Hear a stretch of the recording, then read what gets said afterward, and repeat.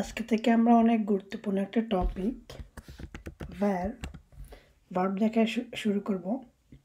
Verb কি বা এটার কাজ কি এটা মনে হয় আমার এক্সপ্লেন করতে হবে। আর ভার্ব টপিকটা অনেক বড় আর এখানে অনেকগুলো রুলস কাজ করে। সো ভার্বের আবার অনেকগুলো ফর্মও আছে। সো সবগুলো নিয়ে এক্সপ্লেন করতে গেলে আমাদের অনেকগুলো ভিডিও করতে হবে। তাই আমরা জাস্ট বেসিক রুলস যেগুলো ওগুলো শিখব, তারপর এক্সাম্পল দেখে শুরু করব। তো আপনার যদি কোনো বুকে বা কোথাও যদি অন্য কোনো নতুন টপিক পান বা কোনো রুল পান যেটা হয়তো আমরা কভার করতে পারিনি বা হয়তো কভার করছি বাট হয়তো ভালোভাবে বুঝতে পারিনি, তো যা শিখে নেবেন ওখান থেকে। তো আসুন শুরু করা যাক। তো আমরা বেসিকলি বলতে পারি যে ভার্বকে আমরা দুই ভাগে ভাগ করতে পারি। একটা হচ্ছে হুড ভার্ব, আরেকটা হচ্ছে Yelp verb. Hood verb, Yelp verb. Hood verb মানে হুড শব্দটা অর্থ আমরা জানি যে মাথা, যেটা আর কি। সো হুড ভার্ব বলতে আর কি ওই শব্দগুলো যেমন এরকম ভার্ব, যেমন প্রতা, স্ক্রিভা লেখা, বা স্পেলা খেলাধুলা করা, এইগুলো হচ্ছে হুড ভার্ব। মানে একবার মেইন যে জিনিসটা আমরা করতেছি বলা যায়, ওগুলোকে হুড ভার্ব বলা হয়। তারপর আছে ইয়েল্প ভার্ব। ইয়েল্প মানে আর কি হেল্প, সাহায্য করা।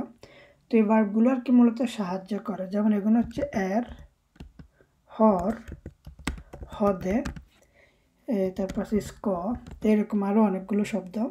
এগুলোকে আর কি মেইন ভার্ব বা হুড ভার্ব বলে না, এগুলোকে বলে ইয়েল্প ভার্ব। যদিও দেখছি যে অনেকে আবার এই এর, ব্লির, হিয়েটার এই টাইপের ভার্বগুলোকে ইয়েল্প ভার্ব না বলে তারা বলে যে বিন্দে ভার্ব। মানে অনেকে আর কি এই টাইপের ভার্বগুলোকে বিন্দে ভার্ব নাম একটা যে ক্যাটাগরি আছে ওইটাতে রাখে, বাট ওইটাকে আরেকটু এক্সপ্লেন করার বিষয় আছে, আমরা ওদিকে যাব না। বাট জেনে রাখা ভালো অ্যাটলিস্ট যে বিন্দে ভার্ব নামে একটা কনসেপ্ট আছে বা একটা ক্যাটাগরি আছে, ওটাও আর কি ওইখানেও আর কি অনেকগুলো এরকম টাইপের ভার্ব হতে পারে। তো আমরা আগে বেসিক কয়েকটা ফর্মে শিখি। নর্মালি আমরা যখন ভার্ব নিয়ে কথা বলি তখন আমরা বলতে পারি যে ভার্বের এই ফর্মগুলো আছে: ইনফিনিটিভ, ইম্পেরাটিভ, প্রেজেন্স অথবা প্রেতেরিতুম, তারপর আছে সুপিনুম। আমি আবার বলতেছি, আমরা যখন ভার্ব শিখব তো প্রথম দিকে আমরা এভাবে শিখতে পারি যে ভার্বের এই ফর্মগুলো আছে: ইনফিনিটিভ, ইম্পেরাটিভ, প্রেজেন্স, প্রেতেরিতুম এবং সুপিনুম। এই দুটোকে একসাথে রাখার কারণে একটু পরে বলতেছি, বাট জাস্ট এখন শিখে রাখুন যে প্রেজেন্স বা প্রেতেরিতুম এরকম, আর সুপিনুম। তখন কোনটার মানে কি এখন আমরা এটা শিখে নেই। ইনফিনিটিভ, যেটা ইনফিনিটিভকে বলা যায় যে ভার্বের গ্রাউন্ড ফর্ম। গ্রাউন্ড মানে আর কি গ্রাউন্ড, যেটা মানে একবার আমরা মেইন ফর্মটা বলতে পারি। মূলত এই ফর্ম থেকে পরে ভার্বের বিভিন্ন ফর্ম চেঞ্জ হয়, মানে অতীতকালে একটা, বর্তমানে একটা, ভবিষ্যতে একটা, বা এটা হলো ওটা, এই চেঞ্জ হচ্ছে। তো মূল ভার্বটা কিন্তু ইনফিনিটিভ ফর্মে থাকে, তারপর এখান থেকে আর কি আমরা চেঞ্জ করি আমাদের দরকার অনুযায়ী আর কি। আর এই ফর্মের যে ভার্বগুলো আমরা শিখি বা লিখি, এগুলোর আগে বেসিক্যালি আত এই শব্দটা লেখা হয়। আত, এ টি টি, আত, অ তিয়া তিয়া। যেমন আমি যে বলি যে আত প্রতা, কথা বলা; আত লিয়েকা, খেলাধুলা করা; আত স্ক্রিভা, লিখা। এই যে আত মানে আর কি যা কি বলে সো দ্যাট, অনেকটা এরকম আর কি। বাট আত হয় আর কি বেসিক্যালি অনেক সময় ভার্বের ইনফিনিটিভ ফর্মটা লেখার আগে এই আত শব্দটা ইউজ করা হয়। এটাকে হচ্ছে একবারে মেইন ভার্বের যে ফর্মটা ওটা। তারপর আমরা দেখছি যে আছে ইম্পারাটিভ। ভার্বের একটা ফর্ম হচ্ছে ইম্পারাটিভ, যেটা দিয়ে আমরা কাউকে কোনো কিছু করতে আদেশ বা রিকোয়েস্ট করি এরকম আর কি। যেমন আমি যদি কাউকে বলি যে স্ট্যাং দররান, দরজাটা বন্ধ করো, এখানে স্ট্যাং মানে হচ্ছে বন্ধ করা, এটা হচ্ছে একটি ভার্ব। বাট এই ফর্মে আমি কোনো একজন ব্যক্তিকে রিকোয়েস্ট করতেছি বা আদেশ করতেছি দরজাটা বন্ধ করো, তো এটাকে আর কি ইম্পারেটিভ বলে, মানে একটা আদেশের মতো আর কি বলা যায়, স্ট্যাং দররান এরকম। তারপর আমরা শিখছি যে তারপর আছে প্রেজেন্স আর প্রেতেরিতুম। প্রেজেন্স মানে বর্তমান, প্রেতেরিতুম মানে অতীত। যেমন বর্তমানের জন্য আমরা প্রেজেন্স ফর্ম ইউজ করি, অতীতের জন্য প্রেতেরিতুম। তো মূলত এই প্রেজেন্স আর প্রেতেরিতুম যখন ইউজ করা হয় তখন অনেকে বলে যে এটা হচ্ছে একটা টেম্পোস। এই টাইপের ভার্বগুলোকে বলে টেম্পোস, কারণ টেম্পোস মানে হচ্ছে তিদ বা সময়।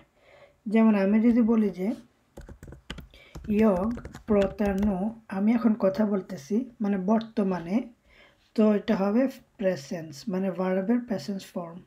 কিন্তু আমি যে বলি যে আমি গতকালকে কথা বলেছিলাম, ইয়গ প্রতাদ ইগোর, আমি গতকালকে কথা বলছিলাম, এটা হবে প্রেতেরিতুম মানে অতীত। এই যে আমি যে সময় বলতেছি এই জিনিসগুলোকে বলা হয় টেম্পোস। আর টেম্পোসের আন্ডারে মানুষ মানে আমরা সাধারণত প্রেজেন্স এবং প্রেতেরিতুম এই দুটোকে রেখে শিখতে পারি আর কি। টেম্পোস, প্রেজেন্স আর প্রেতেরিতুম। তারপর আছে সুপিনুম।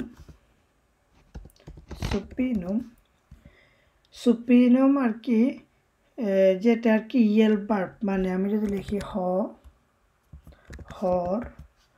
হদে, মূলত সুপিনুম আর কি এই হর এই যে ইয়েল ভার্ব যে ভার্বগুলো আছে এগুলো পরে ইউজ হয় এবং এই ভার্বটি সবসময় শেষে টি দিয়ে শেষ হয়, তিয়া, মানে এই যে তিয়া। তো আমি আবার বলতেছি সুপিনুম নামের যে ভার্বগুলো মানে ওই ফর্মের ভার্বগুলো, ওগুলোর আগে সবসময় হর হদে এই যে ইয়েল ভার্বগুলো এগুলো হয় এবং শেষে টিয়ে যুক্ত হয়। যেন আমি যে বলি যে ইয়গ হর প্রতাত, আমি কথা বলেছি, এই যে প্রতা মেইন ভার্বটা কিন্তু প্রতা, এখানে আমরা টি অ্যাড করছি স্লুতে এবং আগে হর ইউজ করছি। তো এটাই আর কি কি বলে সুপিনুম যেটা আর কি। যেমন ইয়গ হর স্পেলাত, আমি খেলাধুলা করেছি, তো আমরা শেষ করছি টি দিয়ে এবং আগে আমাদের হর এই ইয়ার ভার্বটা আছে, এই জন্য এটাকে বলে এরকম আর কি।